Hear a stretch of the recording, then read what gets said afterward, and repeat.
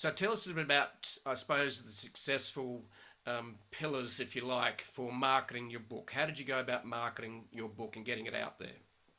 Yeah, so we did a few things. So we started doing what we call cousin, uh, finding cousin books, meaning books that had a similar message or a complementary message that had a similar audience. So for us, it was some of the ones that I've just mentioned. So like Gino Wickman, Traction, Mike Michalowicz, Profit First, Michael Gerber, E-Myth. So they're all have a similar audience, that small business owner, someone who's looking to kind of expand their business, maybe one day exit their business, all of those sorts of things. And I understood this person very, very well because that was me, several years earlier. So if you don't understand the person that you're writing for, then you definitely need to do some research and kind of get in their shoes. In my case, that was easy. That was me 10 years earlier. I had no idea what to do with marketing. I was a dead broke IT geek, struggling to get clients in the door. So I very much understood the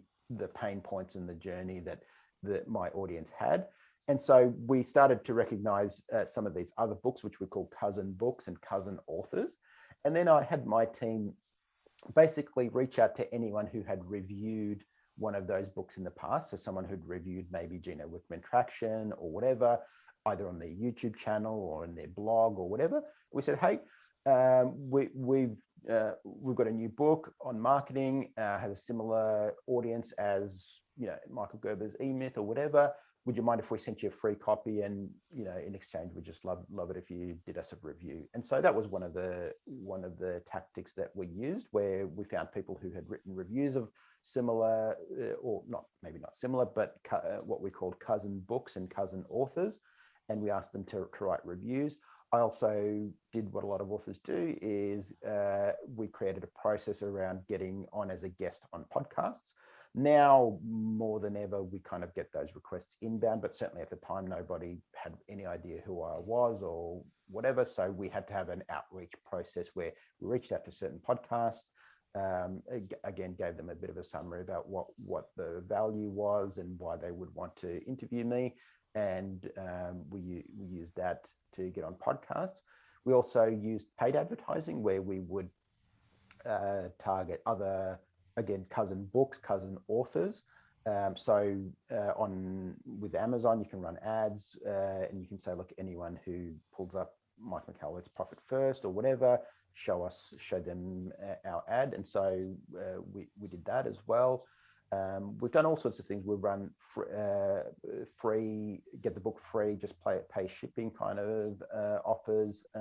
So we did a whole host of things. And to be honest, the specific tactics are not that important. What was important was the mindset behind them. And here's what I mean. I see so many times an author will spend years writing and researching a book.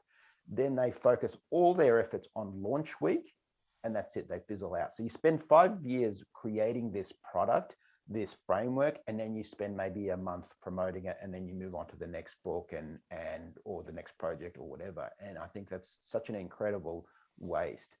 And so for me, it was long-term thinking. And now, literally now, we spend much more time and much more effort promoting the book and advertising and all of that sort of stuff than we ever did in launch week. And that was, I think, now 5 years ago since the book first came out.